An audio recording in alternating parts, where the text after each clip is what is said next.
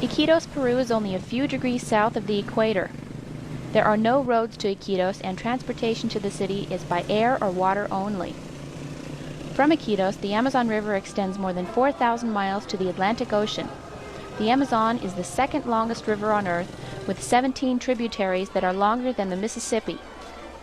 It is at Iquitos where we begin our 850-kilometer journey up the Amazon. It will take 3 days of dawn to dusk travel on a high-speed riverboat to accomplish our journey.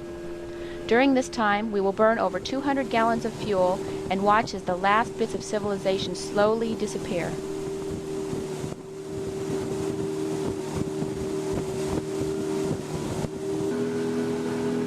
This trip was my second journey up the river to meet Chief Bosch's people. While I was excited about meeting with my old friends, I wasn't so happy about the travel on the Amazon. Before we left Iquitos, we'd been firmly warned about the river pirates who prey on folks traveling these waters.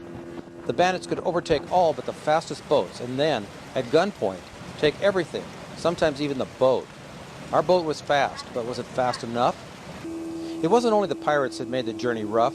The dawn to dusk hammering of the aluminum hull on the water and the unceasing whine of the engine seemed to bore into the brain.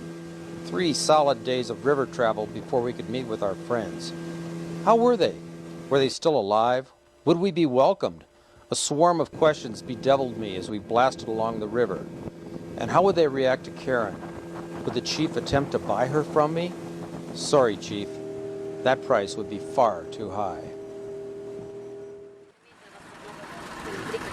That guy right there is washing his dishes right next to his toilet that leads right into the water. It's very sanitary.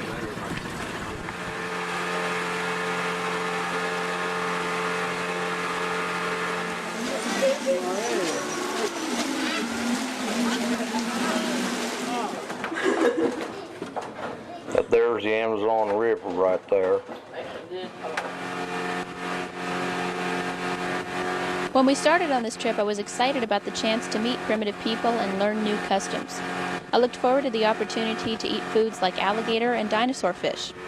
I was even excited about tasting the Peruvian national soft drink that happens to be bright yellow. But I started to be concerned when our boat drivers tried to take a shortcut through a flooded section of jungle and managed to get us lost for a short while. While I knew we were fairly safe when we were on the main river, in these cramped quarters we were sitting ducks for the bandits that roam the jungle. Things just seemed to go from bad to worse.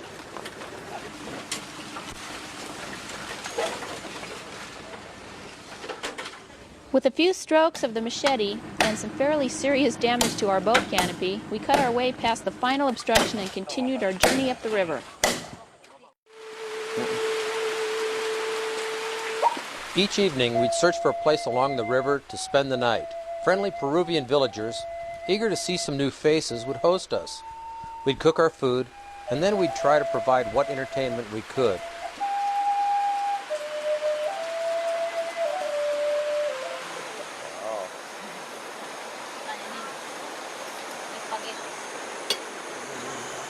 Singing good night, you moonlight ladies, rock-a-bye, sweet baby James. Sweet greens and blues are the colors I choose. Let me go down in your dreams. Rock-a-bye, sweet baby James. Each morning we'd leave our newfound friends and continue deeper up the river. Then one day Basha had us stop the boat. He jumped into the jungle and disappeared. A few minutes later he re-emerged with some gear he had stashed on his trip downriver to meet us. That's when I realized that we were getting close to our first major roadblock, Musha Karusha.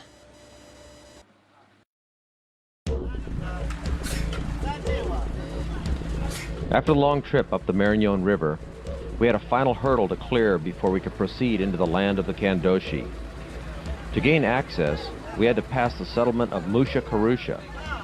When we first arrived, we began the tricky negotiations with the headmen. Things didn't look good.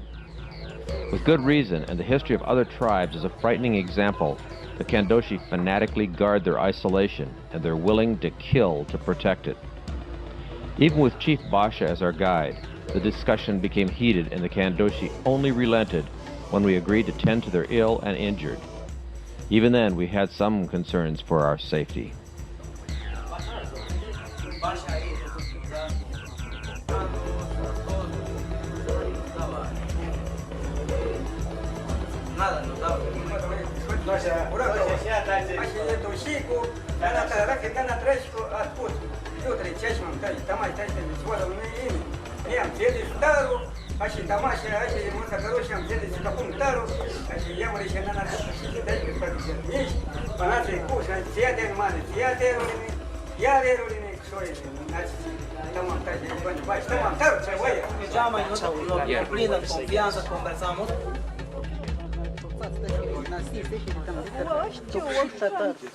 They've got a rat and they've got to fight it off. I think we're okay. 101.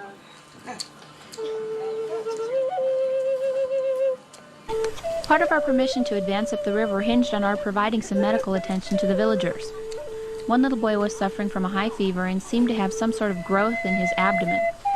There was little we could do but provide some basic medication, reassurance, and a bit of music. On our return 3 weeks later, we learned that the little boy had died. The villagers had expected this and did not hold us accountable.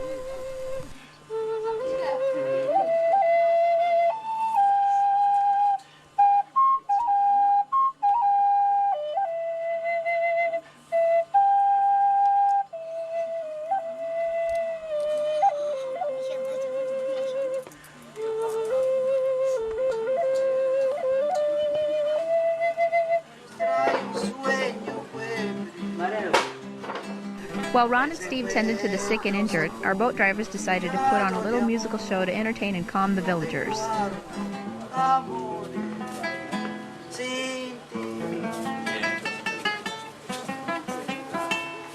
If I want to go back to visit Basha, I've got to go through 16 villages.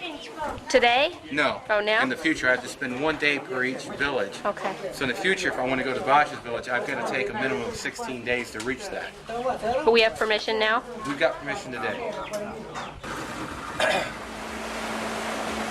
After leaving Musha Karusha, we mounted a guard on the bow of our boat, just in case.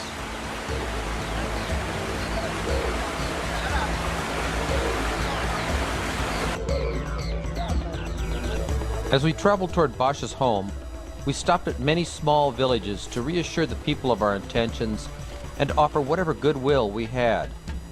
Along the way, we managed to smash our boat's only prop, a frightening thought as we were now over 800 kilometers from the nearest help. Finally, we stopped for a quick chat with one of Basha's daughters, who stood in her dugout, soaked with rain, and traded news.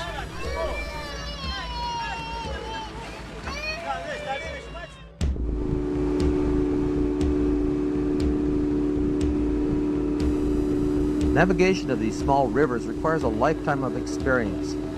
We couldn't count on having that experience aboard when we left, so we charted our path through the labyrinth of waterways with a little help from the sky.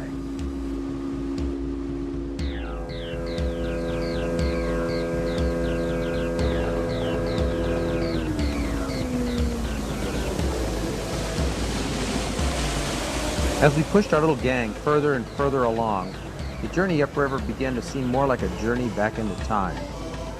Native construction and architecture became more apparent at each stop, and Basha would converse from the boat with every group we saw. Sometimes he indicated to us that it would not be safe for us to go onto the land to meet the village, but other times we were welcomed with a warmth that gave us the sense that we were in our homeland. Sometimes we received friendly waves, other times glares and arm-crossed chests with a greeting.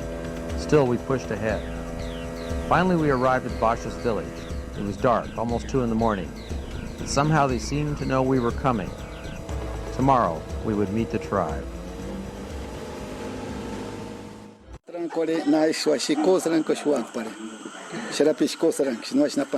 Soon after we arrived, the Indians decided to hold a party to welcome us. As the party began, Chief Basha went to each of us in turn and welcomed us to his community. Welcome to the community. We're glad you were here. He's going to play the drum. He'd like to welcome you, drink masato, and they're going to dance and enjoy the party, the reunion. Gracias.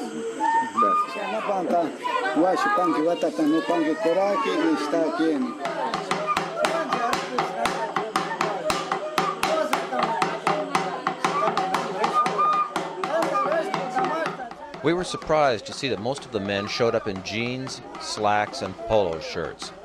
When we asked why they wore these clothes instead of the more traditional wardrobe, Bosch explained that the men wanted to make us feel comfortable on this special occasion. Later we learned that the men had worked months hunting, fishing, and cutting timber to earn the money for the clothing.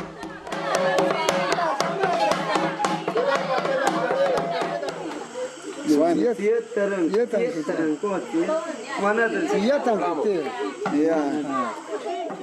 set up a video monitor so the Indians could see themselves on TV. They were astonished and delighted by what they saw.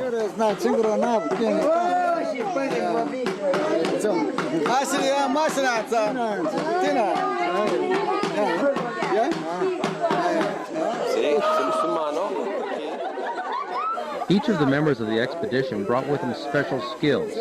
We demonstrated these skills during the party.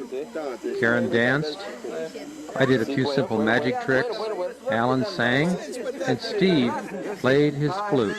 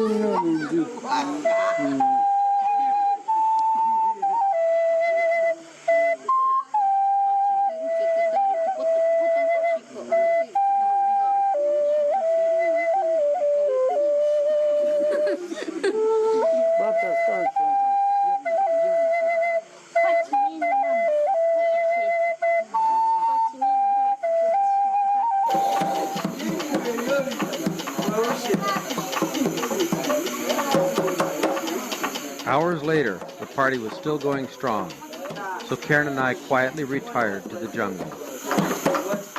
News travels fast along the Amazon. When the neighboring tribes heard there were visitors, many piled into their dugout canoes to come see us. In some cases, they traveled for 2 days or more just to get a glimpse of the white giants from the north.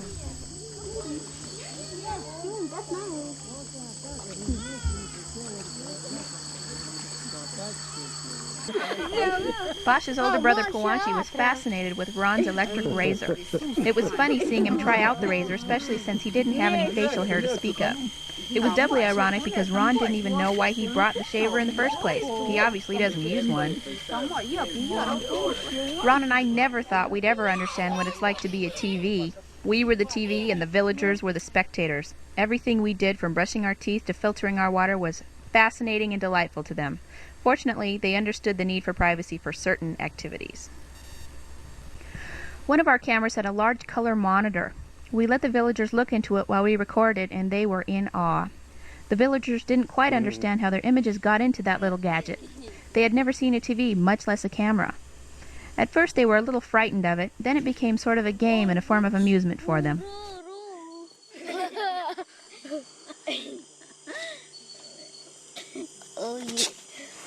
Despite all the attention we received and the interest in our goods, they never touched any of our possessions without permission, and even then always put things gently back where they had found them.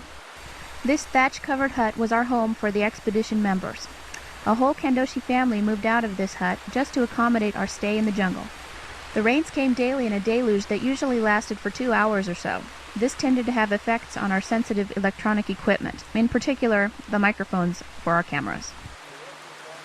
The Indians wanted Ron to demonstrate his slingshot on the noisiest member of their tribe, so he did. From cock-a-doodle-doo into the stew in less than a minute. Ron wants me to explain a little scenario that happened last night while I was peacefully brushing my teeth. I turned on my Petzl light about 9 o'clock, pitch dark outside, peacefully brushing my teeth, having fun. Over flies this humongous cockroach and lands right on my lip. And he grabbed onto my lip with his claws, so I whacked him off with my hand flung it on the ground. Ron stepped on it and gave it to me as a souvenir. This is a monster cockroach, and I hear they even get bigger than that up here. This mangled mess was once a beautiful caterpillar. Soon after we arrived, some villagers brought in a little girl who had picked up the caterpillar. The spines of the insect contain a very potent neurotoxin that causes incredible pain. Despite our efforts, she cried for days. Other threats were less obvious. Monkeys in the canopies of our huts sometimes made off with our stuff, and other times would defecate or urinate in our food. And then there was the sloth. Poor thing, he's yelling at me in his own little gentle way. He's in high speed mode right now. That's right. He's got a lot of his adrenaline is pumping. He says, "I'm going to get you." I'm going to get his mug. Hey. I can't tell how far away he is.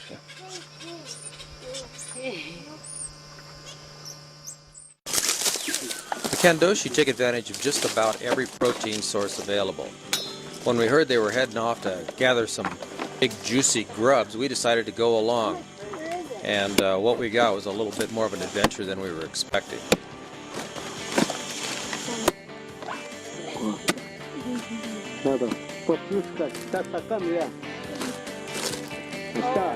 They began by locating the rotting hulk of an old palm tree.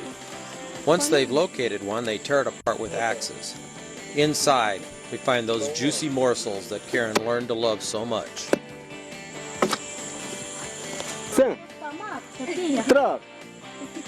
Todo, come todo. No, mira, sí.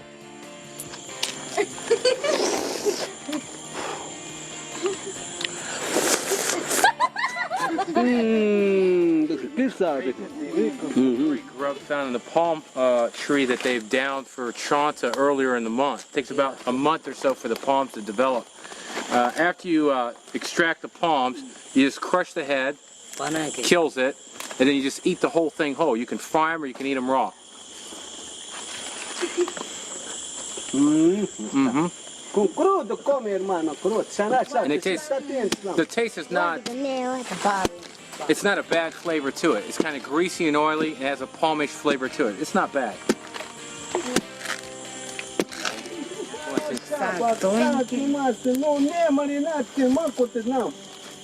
This is one of the great delicacies of the jungle. Nothing better than a fat worm.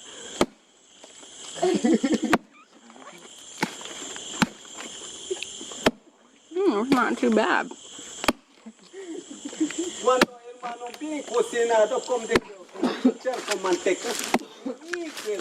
Tastes like worm and palm.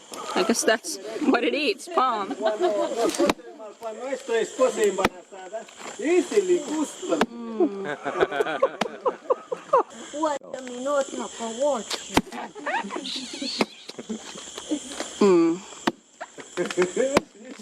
That's the only thing you don't eat is the head. Karen thought those grubs were pretty tasty, so we had to hide a few in order to discover what the flavor was going to be when they were cooked.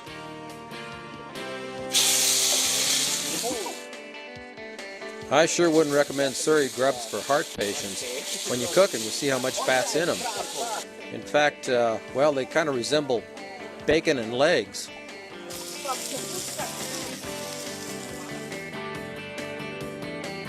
It's not every day you get to eat a worm, but then again, this isn't every day.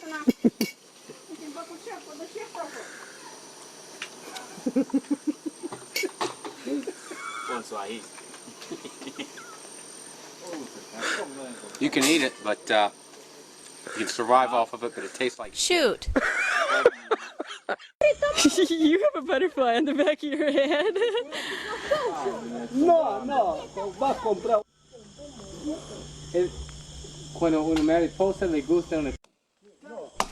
In some cases, just adding a new flavor to the dinner table can require an awful lot of energy. This is a chambire fruit, and it's found on a chambire tree. Chambira tree.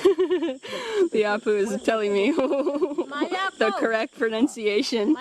Chambira tree, and it's very good. And it contains water on in the inside. Once you cut it in half, and you drink the water, And you have to actually down the tree to get it. And you can't climb up it. There's spines all the way up it. So they downed the whole tree. And Aquí está agua, adentro agua. Agua. and there's agua, and there's a hole right there, and that's where the water comes out. It's very sweet.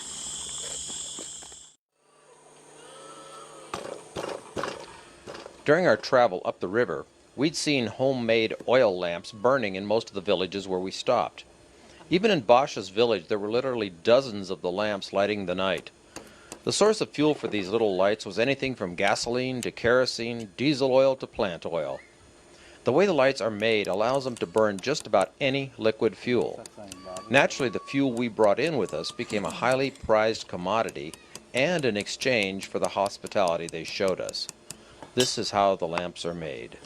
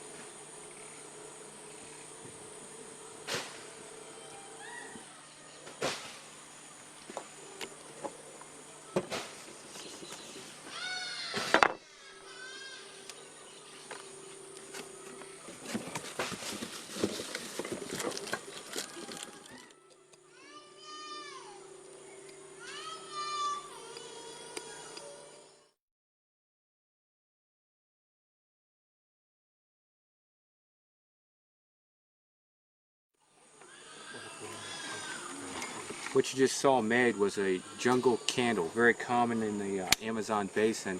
People use the common materials available to make a serviceable candle. A spent battery, where they peel the casing off of it. They reshape the casing back into a cylinder using a piece of wood.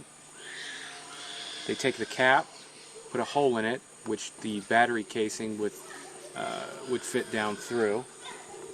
They use a bottle or a can, which the cap would fit onto. Then they take and they put a piece of cloth through the battery casing and assemble it just like you just saw.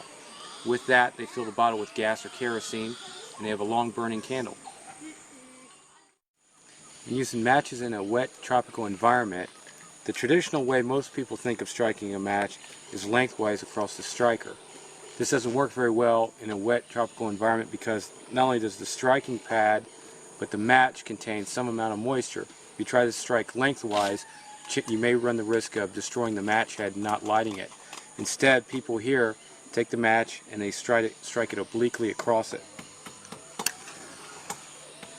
And the match lights better, and you don't have to worry about the head coming apart trying to strike the match lengthwise.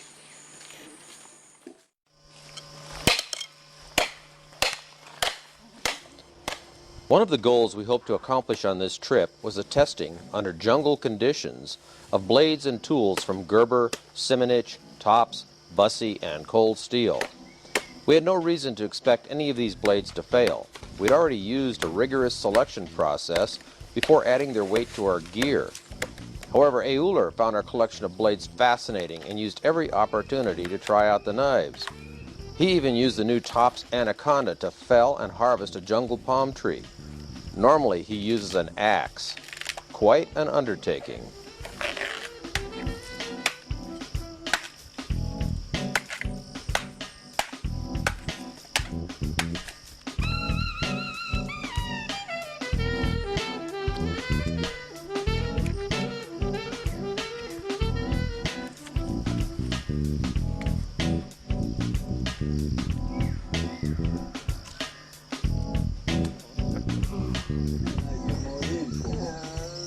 From time to time, one of the Kandoshi would ask him if they could examine the knives. They were awestruck and amazed by the quality and durability of our steel tools. Before we left, we presented knives from Cold Steel, Tops, and Gerber to the Indians or their wives. They were delighted.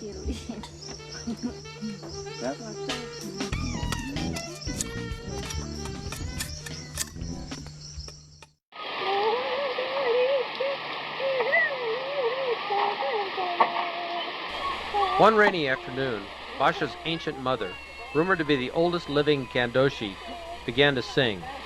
The song, we were told, was about the old days and the unimaginable things she'd witnessed in her life. We were honored to hear her canta, and I'm sorry that we were unprepared to record her story.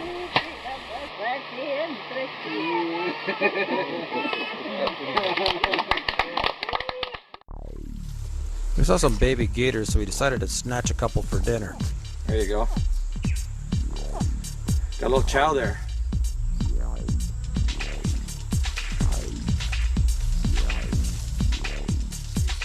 Half asleep. But he's not. He's, his eyes are, see there how they close over? That protects the eyes when they're underwater. Once you've seen how hard they can bite, you decide it's a good idea not to carry them on your belt. If you want to carry them there, brain them.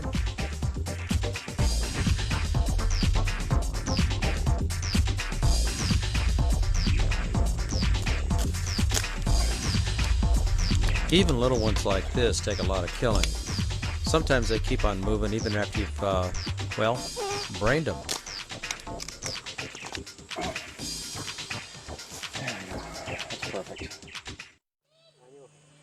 The jungle is home to a variety of large rats. The mahas, or nuhe, is a good example of one of the fine meals that can be harvested on the jungle floor. This here is a nuhe. It's a type of rat, big old rodent. They grow a little bit bigger than this out in the jungle, but they make a fine meal. Rat meat is always good and tender. Now this one has already been tossed in the fire and the skin's been burned, the fur's been burned off. So nice meal to go here. Gotta have that rat. The village children aren't shy when it comes to preparing these tasty morsels.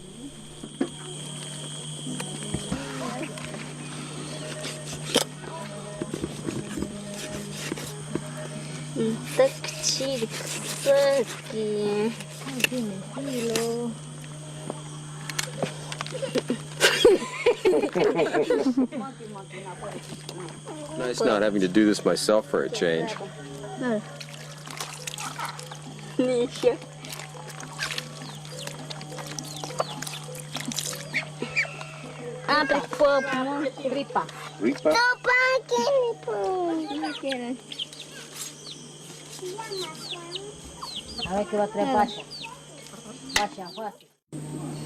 One of the tools most frequently associated with the kandoshi is the use of the blowgun for hunting and protection from enemies.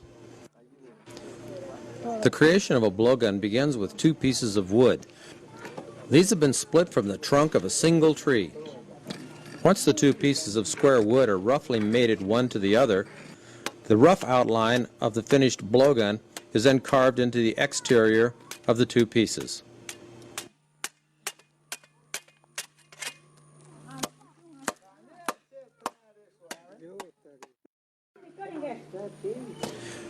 Once the rough shaping of the blowgun is completed, 2 pieces of split wood are driven into the ground to act as a sort of a rough vise.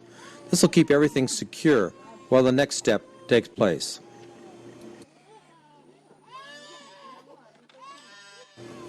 The 2 halves of the rough blowgun are now aligned inside the vise, and then they'll be bound in place with vines.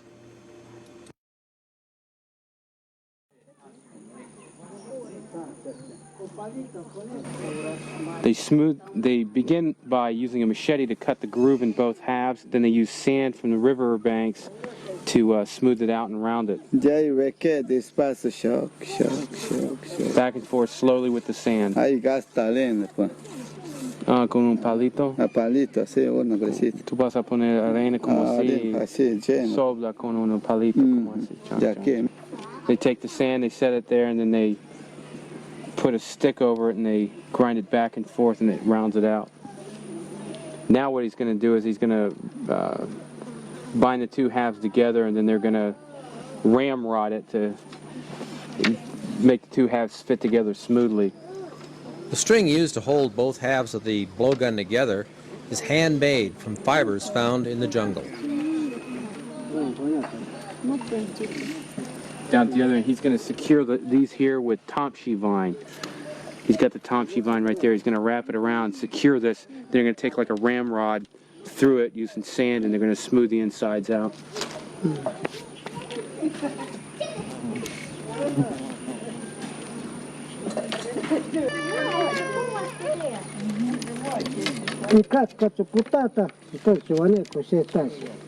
No una pone, pero dos pone partido, pues. Yeah. Sí, dos.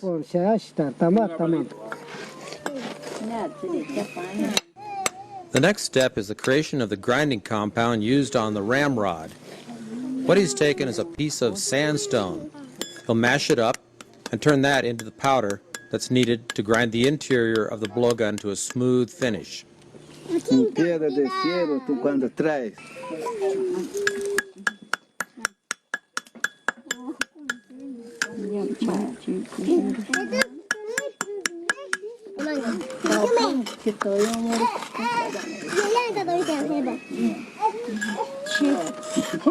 Cha, cha, cha. Como te paras para ta cachate ta pe Mikaya. The finished powder is poured into a bowl, and then just enough water to make it into a thick paste is added.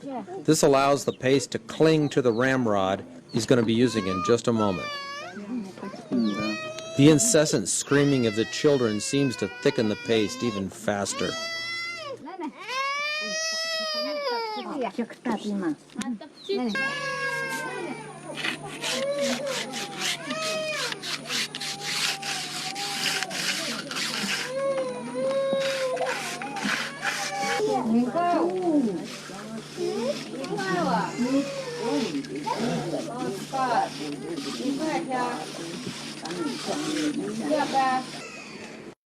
After polishing the bore with a gritty paste, Basha spits liquid down the length of the bore to wash the larger granules out. This leaves behind the fine sand grains, and then he continues to polish.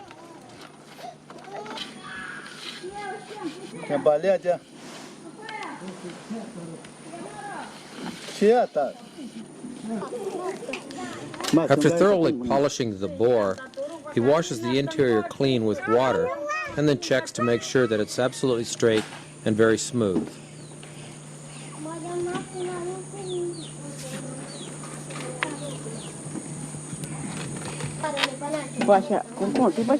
Tá todo antam, já tranquilo.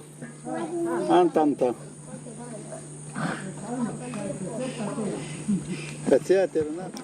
Primero voy a limpiar este sucio esta.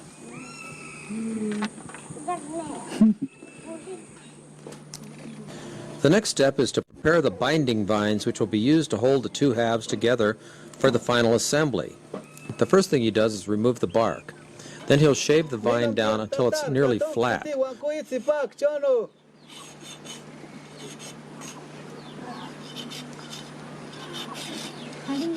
¿Para qué quede? Ya está terminado por ahí. Notice how he ties cord down the length of the pole. This keeps the two halves properly aligned while he does the wrapping with the flattened vine.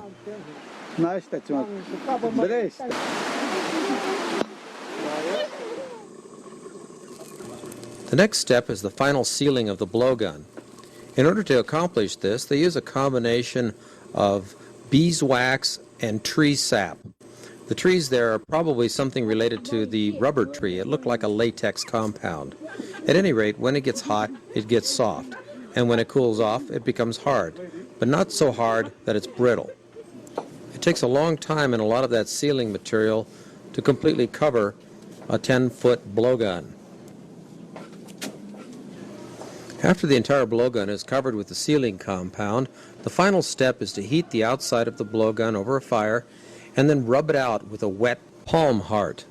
The mouthpiece for the blowgun is made from a piece of leg bone.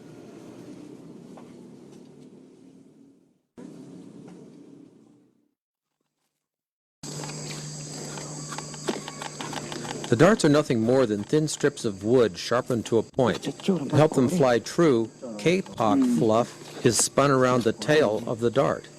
Kapok is a cottony material found in certain trees in the jungle. kandoshi used the sharp teeth of the piranha to score a line a couple of inches back from the tip of the dart. The purpose of the line is to give the dart a weak spot. When the dart encounters an animal, the dart will break at the weak spot, leaving behind the poison tip. Mikaya.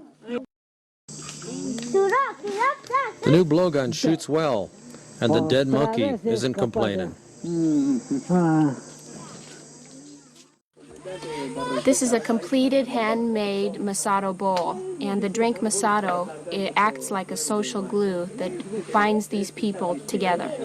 But there's two very important processes that we need to look at. The first one is the actual making of the bowl itself. The second is making the Masato that they drink. Let's go ahead and take a look at those two processes. The act of drinking Masato is a very important gift from the kandoshi wives to their husbands.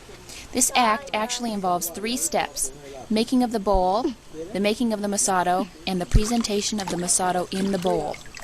The process of making the bowls begins in any one of the dozens of little water-filled pits like this one buried deep in the jungle. First, the woman stamps the clay with her feet to separate it into balls. Then she picks the balls out of the water and places them in her handmade basket, wraps them in leaves, and walks them back into the village for preparation. Back at the village, they lay down a sturdy cloth and spread out a layer of wood ash. They then unroll the heavy ball of clay. They burn the bark of the mokawa tree to get this powdery-like substance, and they mix it in with the clay that we got from the stream. And this is mixed in together, and when they get a good mixture of it, that is the clay that they use to make the Masato bowls with.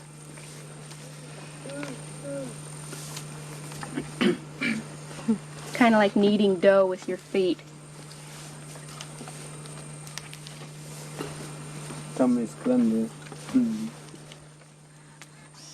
I asked her why she adds the wood ash to the clay. She said that without it, the bowls would break in the firing process. This little boy just made this little Masato bowl for me. He's all excited about it, isn't it cute? I love the kids here, they're great. Before she starts to form the bowl, she checks the clay for lumps and twigs. Get all 3 stages. Oh, it's so soft. It's still not all the way dry. The construction of the bowl begins as a series of spirals of clay. Notice that the clay is laid down as a series of offset rings, one at a time. They use a thin, flat piece of hardwood to shave and smooth the walls of the bowl.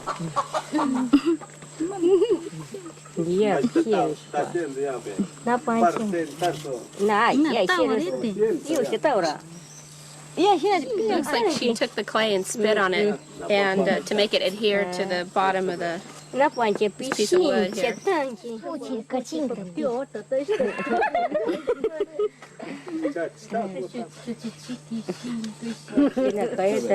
at this little perrito.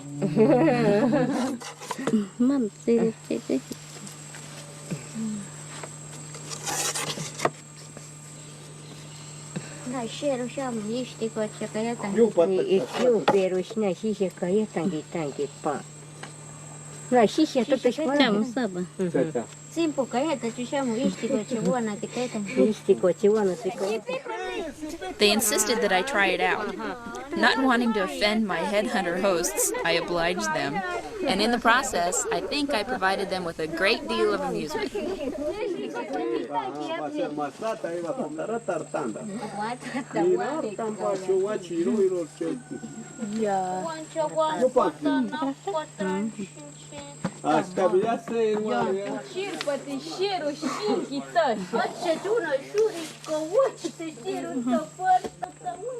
want to show you the difference between an expert and a novice.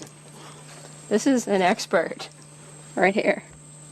This is a novice. But I tried, didn't I? They're all laughing at me. Every move I make, I totally messed up, and they were laughing at me. Oh well, what can you do? After the bowls have been dried in the sun for a couple of days, They take a pod from a chambura fruit and they rub the outside of the clay bowl and prepare it for putting it in the fire. This polishes the outside of the bowl. After she's finished polishing the outside and the inside, making it completely smooth, she's going to let it dry for one more day. Then tomorrow, before she puts it in the fire, they're going to paint it using pods that they get paint from. Paint it, decorate it, and the bowls that make it through the fire process and don't crack are the ones that will receive the masato and that will be used in the tribe for drinking masato. Yeah. No, yeah. Nato, panaki pinta katita. A ver, hermano. A ver, pruébare. He's going to let you paint it.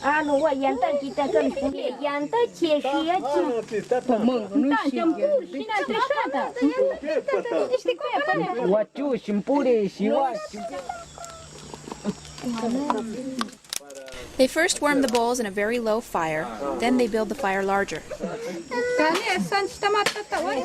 As you saw, we painted the initial designs in the bowls. Now what we're doing is there's a bowl in the middle of the fire here.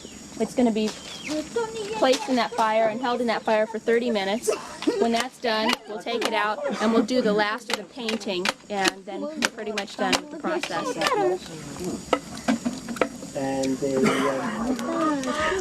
Okay, it's probably about 90 degrees out here right now. We're firing bowls. So it's probably close to 100 degrees in this little hut, and it's probably about 95% humidity. So it's pretty warm. About 25% of the bowls don't make it through the firing process, and another 10% are destroyed when they add the final glaze.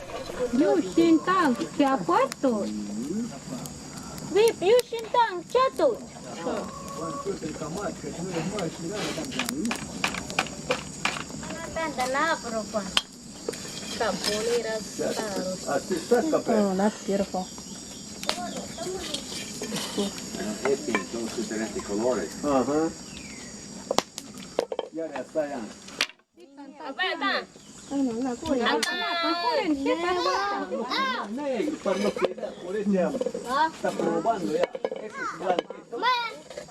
Using a stick to stabilize the very hot bowl, they begin to apply a colored resin. The hot bowl heats the resin so much that it soaks into every crevice of the bowl's surface. Then, when the bowl cools, the resin hardens and forms a protective and decorative coating. She's using just the pure resin on the inside and using the resin mixed with the colorful fruit, the red resin on the outside.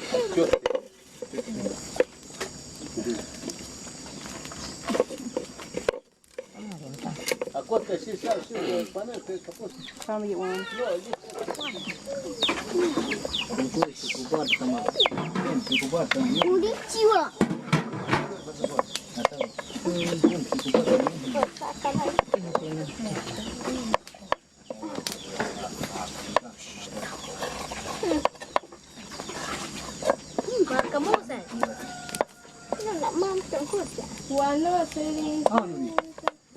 Mama.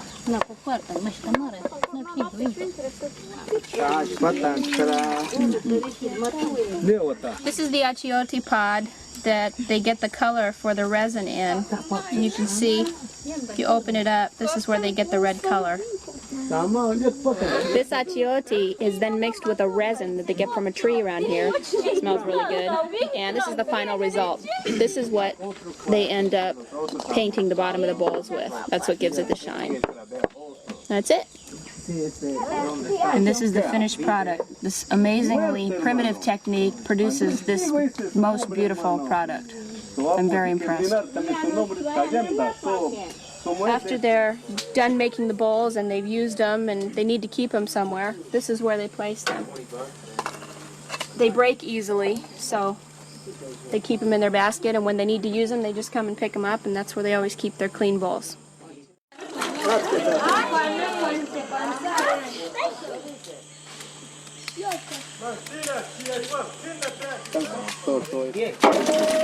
What they're doing is they're taking the yucca that they've just gathered and they're going to boil it up. They're starting to make the masato now. They're going to boil it up. After this raw yucca is, or yucca is boiled, what they do is they mash it up in like we do mashed potatoes, and they take a little bit of it and chew it up and spit it back into the bowl, and that starts the fermentation process. This is kind of like a primitive pressure cooker. This is filled with the raw yucca, and it's covered with these leaves from the topa tree. And these leaves hold the moisture in from the boiling water so that all of the yucca inside will be able to be cooked.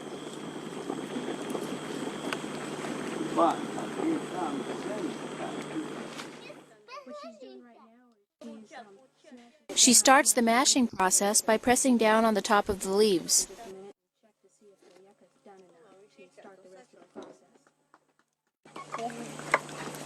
Then she pours out the excess water.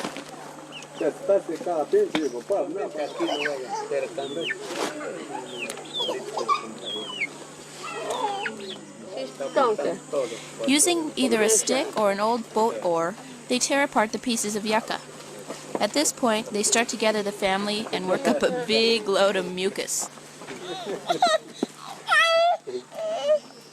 After the woman of the house gets a good load in her mouth, she masticates it until she's salivating throughout the components, and then she spits it into the container.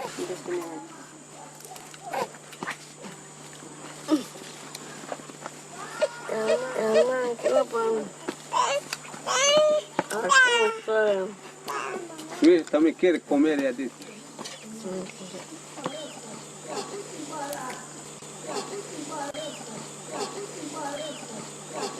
The Kandoshi men almost never drink water.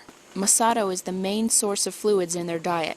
It also provides a good supply of vitamins. The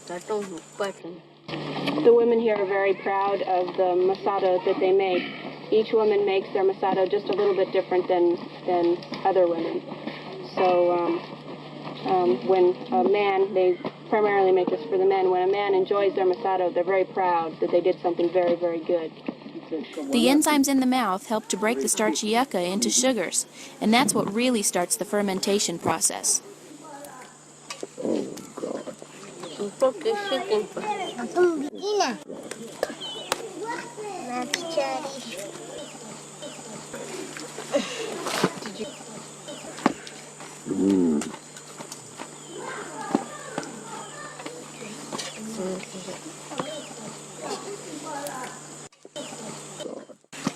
That's in there.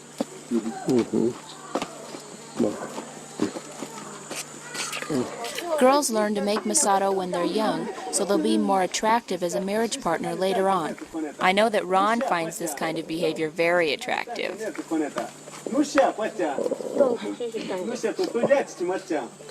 I want her to spit when she does.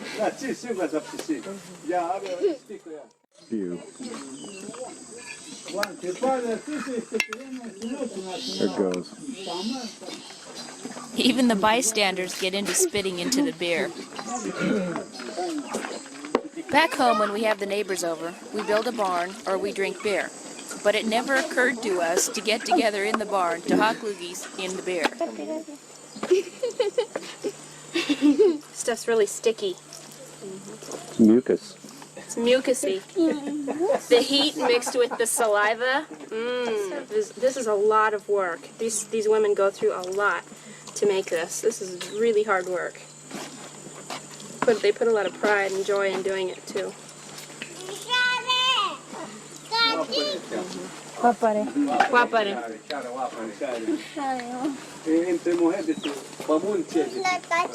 This is what the actual finished mash looks like. Now this is going to ferment in here and they're going to keep it closed. It's quite warm out today.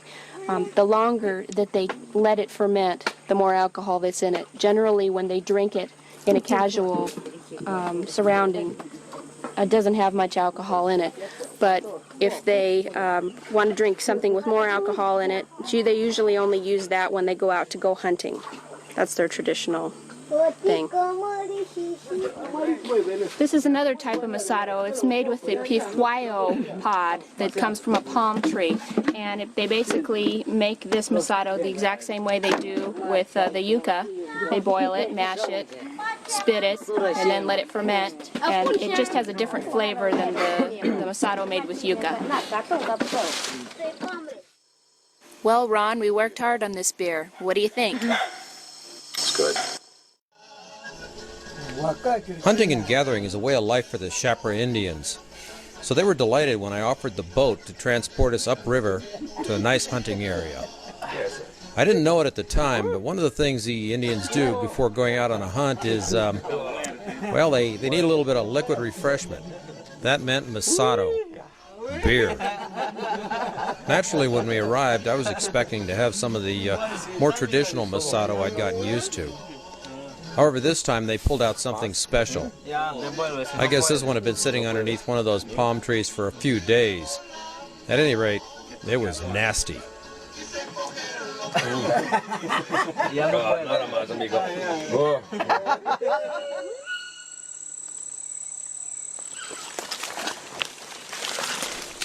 The hunt started off as a slog through deep mud, punctuated occasionally by a bird call or some other kind of an animal call that our guides would make. Once in a while you'd hear something respond, usually something hidden in the jungle canopy or far off in the distance.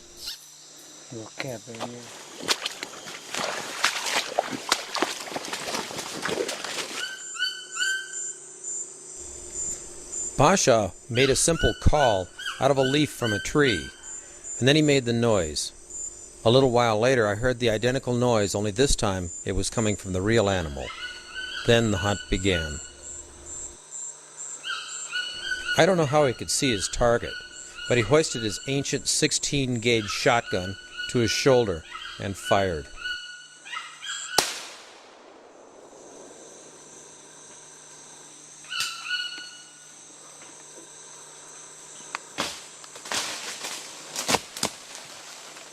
I guess he was being kind because he didn't drop the bird right on my head. But there's still one to go.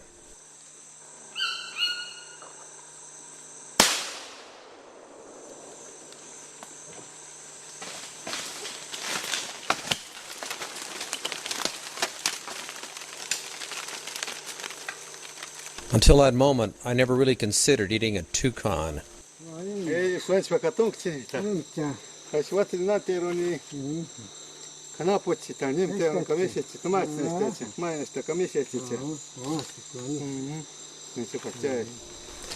As Basha and his brother Puanchi examined the bird, I realized that not only was this going to be food, but just about everything on that bird was going to find some kind of use.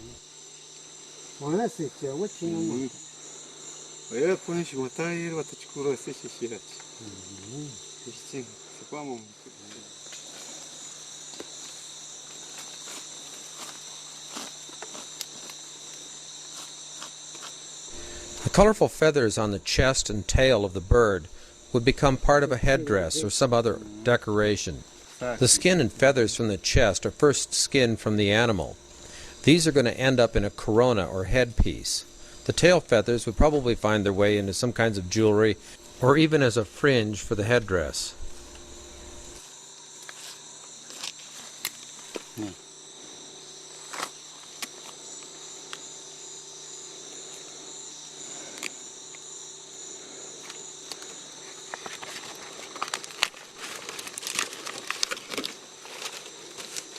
Sua ini isancha mi viti ini sua. Isancha mi viti. Nem kitemech tawan tron. Sham. Pitesheru shitamin totaim bashwashtresi. That's for the corona, for the headband. I'll make it when he gets back later with the other piece of skin. And that's chow.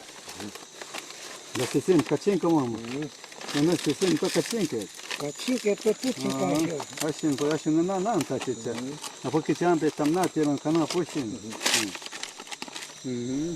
rat birds were left hanging in the jungle.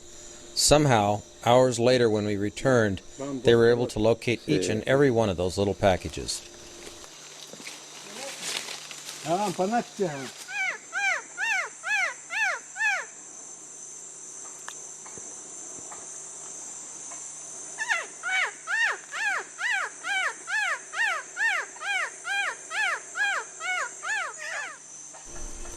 Basha shifted from his leaf call to another kind of sound, and then he lifted his rifle to his shoulder.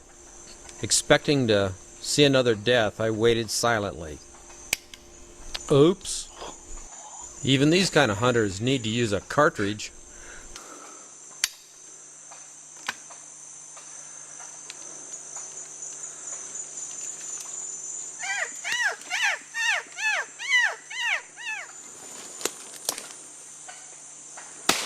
In the end, it really didn't make any difference. What happened was exactly what I'd seen each time he'd squeezed that trigger.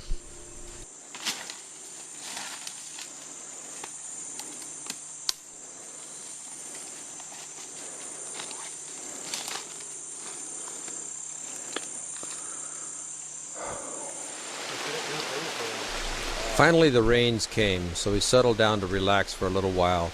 It had been a successful hunt, but we had a long trek back to the boat. During that hike I had a chance to consider the birds we'd be eating. Finally I decided that, well, they're nothing more than exotic chickens.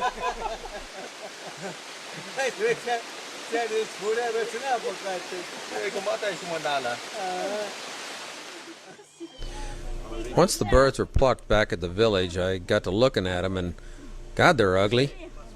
And how about that flavor? Well, that's probably even uglier than the appearance of the naked bird.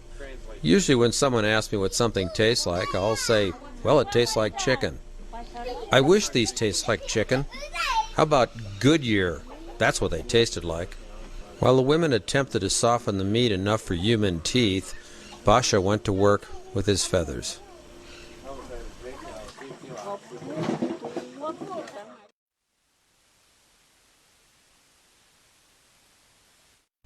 The feathers the hunters bring home find their way into decorations and jewelry.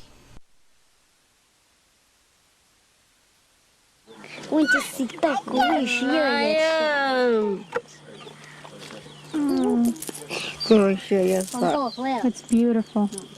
Muy hermosa. Beautiful. I told her how beautiful it was in Spanish, but sadly, she only understood Kandoshi. He's obtaining chanta. Chanta.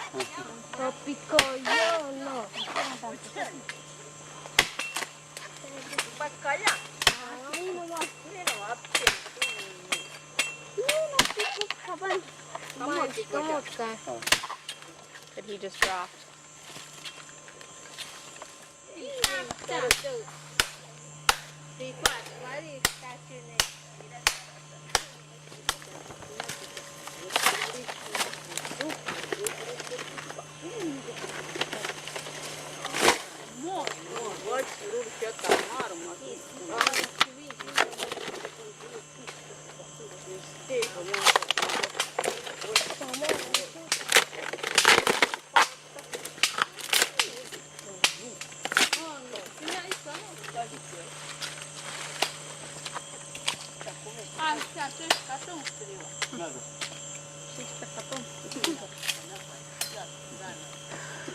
It's amazing what they'll go through just to get a small amount of food. You see that small amount of food that he just gave to his wife there. He chopped down a whole palm tree and took a small section of it, peeled it, and that's like, kind of like a vegetable, real crunchy vegetable. And took a lot of energy to do that. This is the heart of palm. It kind of has the consistency of an artichoke heart, but it's a lot sweeter. And it's got a lot of moisture in it, so it gives them a lot of fluids for their body.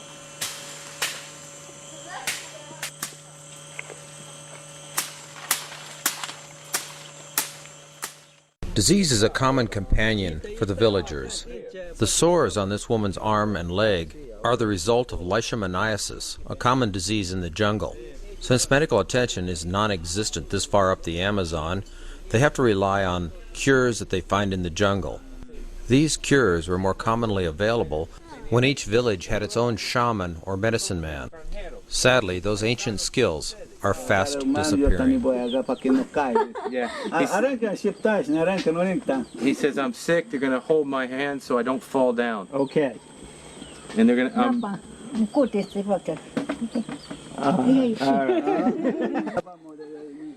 Fortunately, Basha and his brother Puanchi agreed to simulate a curing session with a shaman. The session begins with a request for assistance and a description of the malady.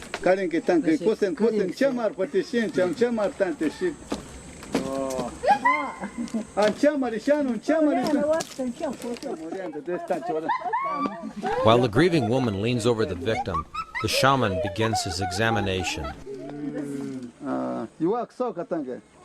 Tobacco plays an important part in the ritual, as it protects the caregiver from the demon that obviously infected the victim. As soon as a portion of the demon is withdrawn by the shaman, he rushes to the side and spits it out into the jungle. The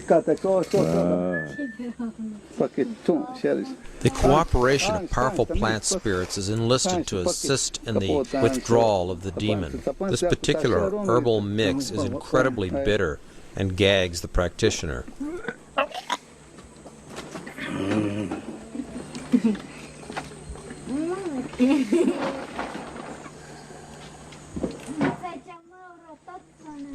Now that the demon is weakened and the shaman is fortified with his plant extract, he's able to withdraw the demon completely from the victim's body. He then rushes to the side and expels the thing into the forest.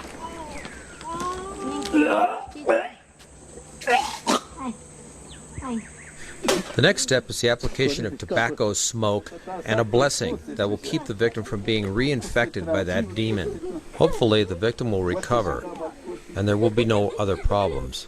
If there is, then perhaps that demon had babies. Because a shaman is thought to be able to place spells as well as remove demons, the position of the shaman is a risky one. One tribe might believe that the shaman of another tribe has put a hex on someone and caused them to die.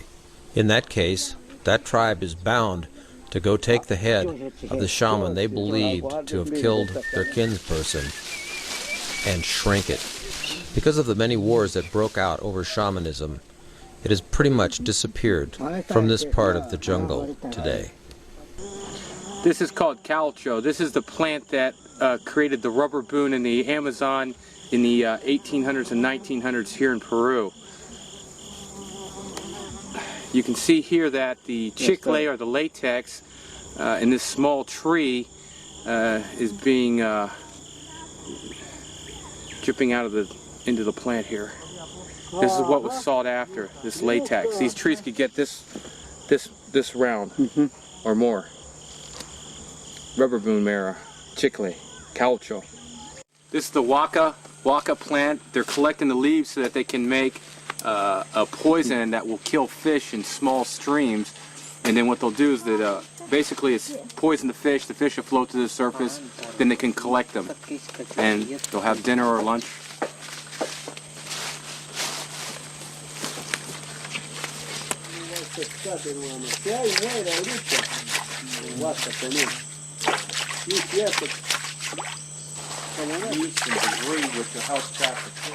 When using this method to harvest or collect fish, one thing to bear in mind is the fish meat, or the meat of the fish, is not tainted. The plant poisons will prevent the fish from being able to utilize the oxygen in the stream. With a stream of this size, from the point of where the leaves are put into the water, about 30 meters downstream, the fish should be affected. If the fish aren't collected immediately, if they get into an area where there's fresh water, some of them actually may recover. They're stunned. Some may actually die if they're affected for a long enough amount of time, but the important thing is to collect the fish as soon as possible. And the poison tends to act immediately in the area where the fish are at, so they will begin to be stunned almost immediately.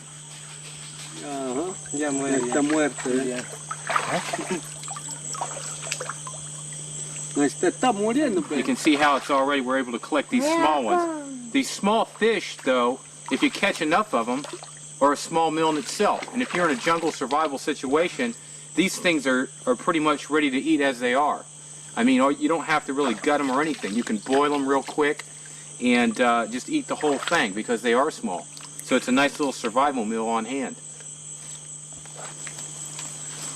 What you do is when you fold up food out here in Loreto in the Amazon, you put the fish or whatever into the leaf, and then you fold it up. They call it patarashka. Then you take a small stem, and he's going to show you how to do it now. You just tie it up, and then you'll drop this into a pot and you'll boil it. And then you just take it right out of the pot, and then you'll be able to eat it just as it is. You don't even have to skin it or anything. And it's got a ready-made handle. Stick it in the pot like that, take it back out. Patarashka. Meat back and meat each. Here's a nifty little trick for jungle travel. This baby will keep you from getting lost and help you to find your companions. Nosotros por ahí está lleno de ese. Y otro cuando When venturing off a known trail in the jungle, you need to be able to mark your trail to where you're going so you can return back to your start point. One way to do it is just like the Apu Alejandro has just shown you. As he walks through the jungle, he bends over vegetation. Most vegetation is going to have two sides to it, obviously, a dark side and then a lighter side. This light side is what you're going to look for. When you walk into the jungle, you want to bend it in the direction you travel. That way, when you come back, you'll see the light side. If you bent it the other way, it wouldn't do you any good because you just see you wouldn't have anything any distinction between this side and the other vegetation. So you flip it. That way, you have a contrasting color. So as you walk through the jungle, you bend it over, and then when you come back, you're looking for that light-colored side. In tracking, we do the same thing when tracking a person or animal. What we have is what we call aerial flagging. When a person walks, if they step on any vegetation, they will typically bend it over in the direction of their travel. When they do that, you'll see the light-colored side